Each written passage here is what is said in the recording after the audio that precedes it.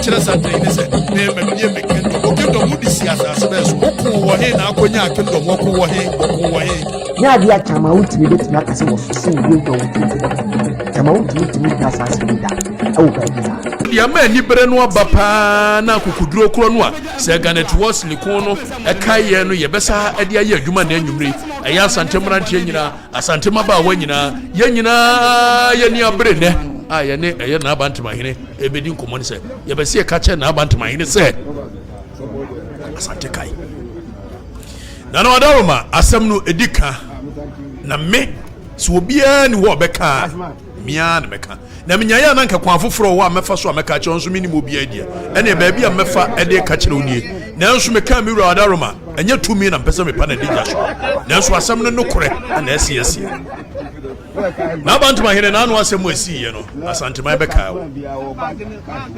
na Bantemahene na anu asem esi ye wotena so wudi ye no asanteman beka wo ye beka wo sade ye kai sompa amankwati a wudi kan be som ye amankwati ba ya wo ba ya asanteman kai ya ye kai ne se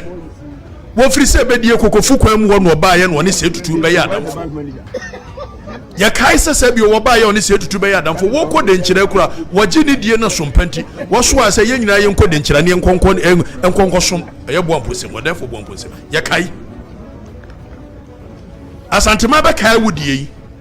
sadi ya kai sa mpanyampa wo sompa na mankwati a wodi kan ba fo mankwati wodi kan wo som se tutu no woni se tutu etena de nkyira na agya mrantesem wo mkoye de nkyira hini enua ba eya abena banso a mo mkoye no de koye na eya nimsem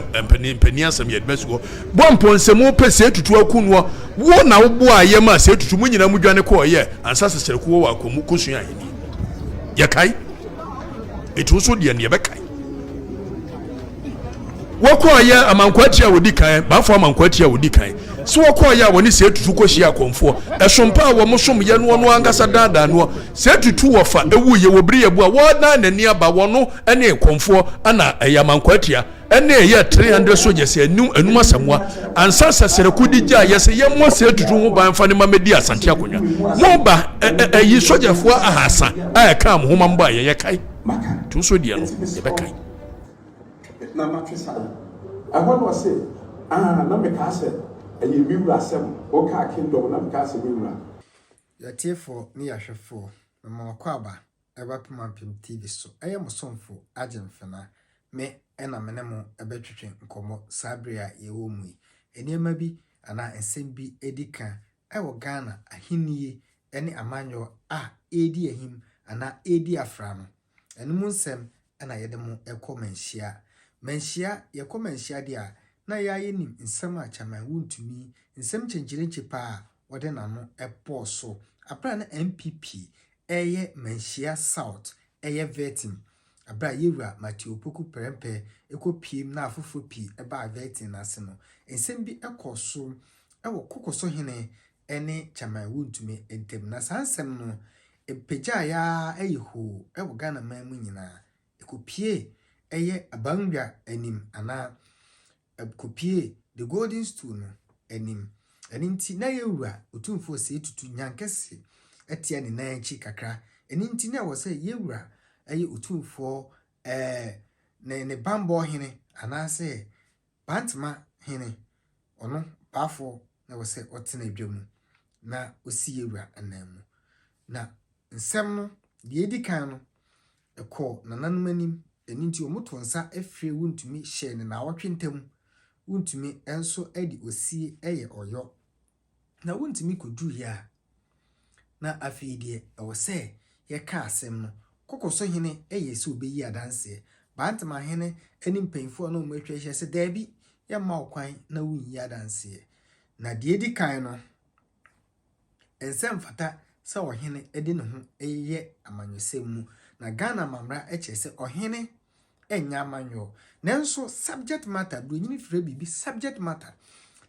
matter ye de report say eye wontumi ewo Manhyia no enye se ohene no ewo se oya amanyo ana eni se oya amanyo enye ho ena na nchinyuahyew ana se achinjijie no ejina de na ejina ne se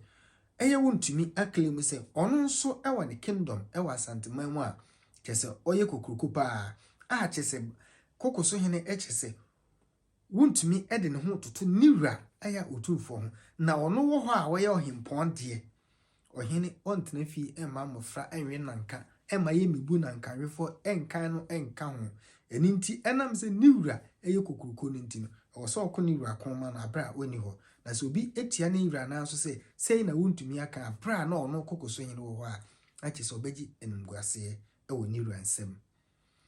ankowia ho ha o na kwakudua ya oye Kokosuhene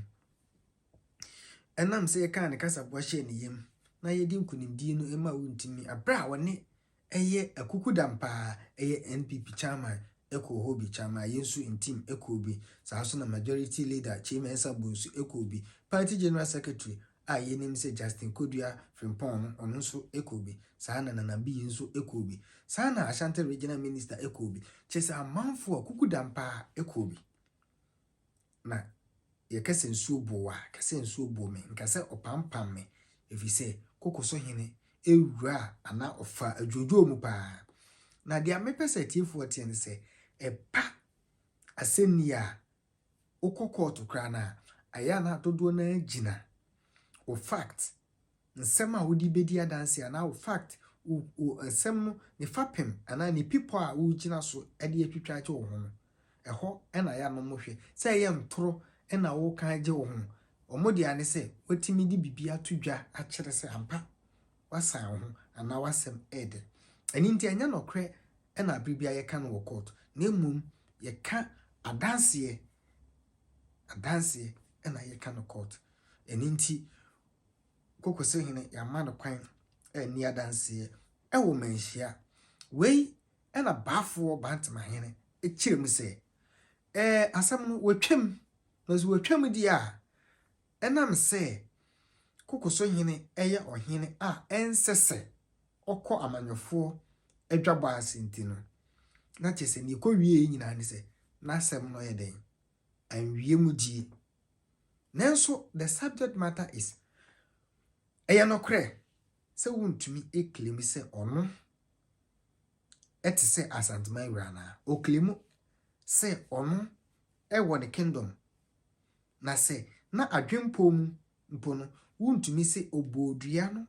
na adwempo ne se wansusu wo na adwem ena oba meeting na senso na sa adwempo no eni ne tim eni nti no posom na yefe na Antoa no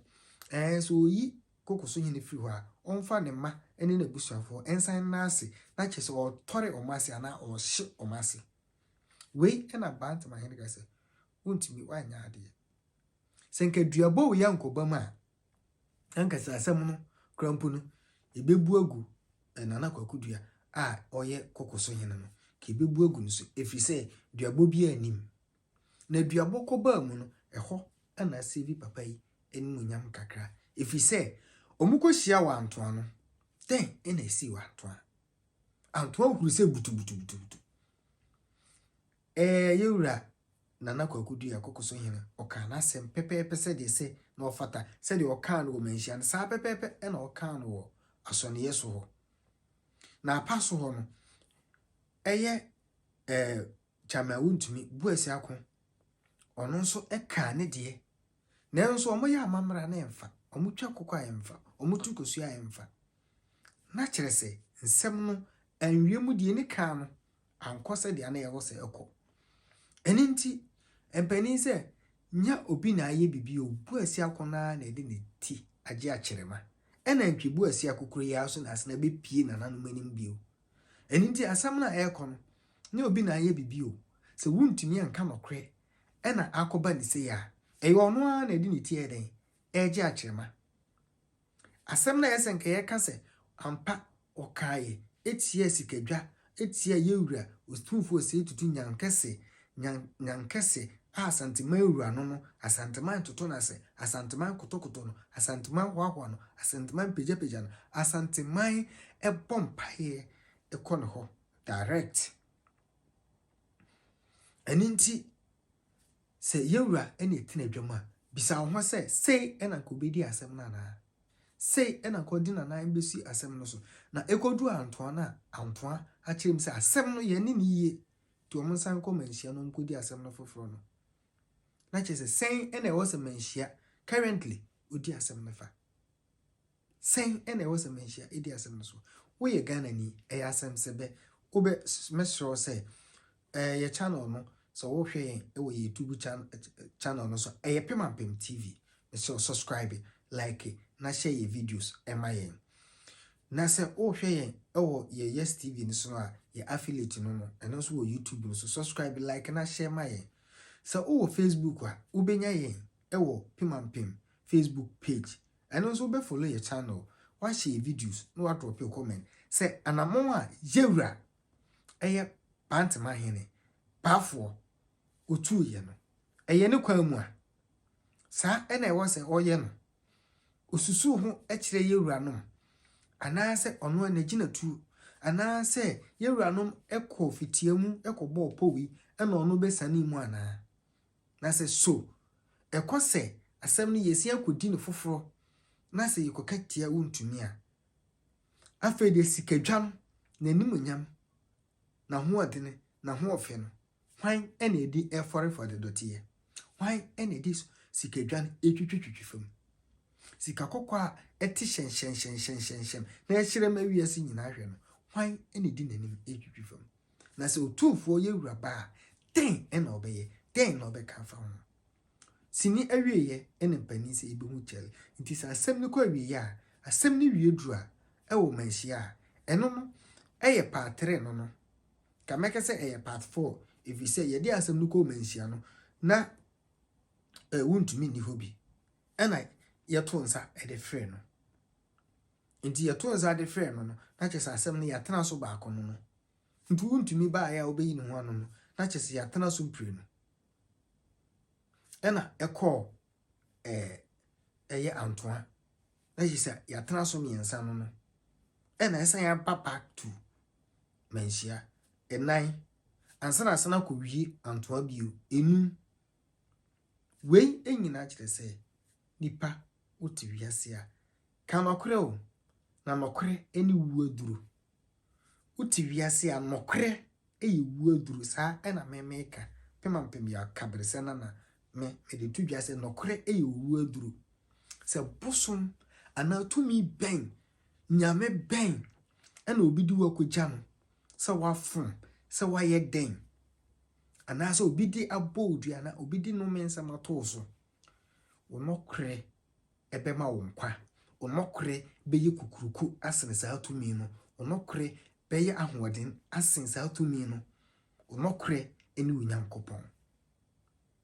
onokre ni wadwemu fan ni wadwemu tie no ene ye Onyankopon eni nti ena Nyankopon akato wo se one de oye kronkron ti yenya kronkron na yenni nokre nkwesi ye wuda na obebo ye nkunim abotire nti se oye ohene oye judge ana oye manso difo ana ye ditumi bi se onsa na onokre eni wanim kan we ena prebi nkomotwetwe mu a na biscuit ana prepe no ne eye omenenta etwetwe nkomo bi saa nkomotwetwe ne mu no omenenta mikoti no evise omenenta ka asem bi se eye nsem bi a ekoso wo Manhyia kwan a Manhyia efa so edi asem no committee no kwan a omofa so di o masem no ka ho bi ena ma ahensem a ebe nyina hya ase hoye ni dede eni we se meyese we se mente ase no anase wachim wakam ewa ahensem no mu epeja ewa asantemam na se committee for no de nokre eyi adwuma otumfo apa wo mu so omunsi wo man nanan na omu endwendwen nsem ho se those committee no de nokre nkuto ye adwuma epepoa ama nkonimdie apa animunyam apa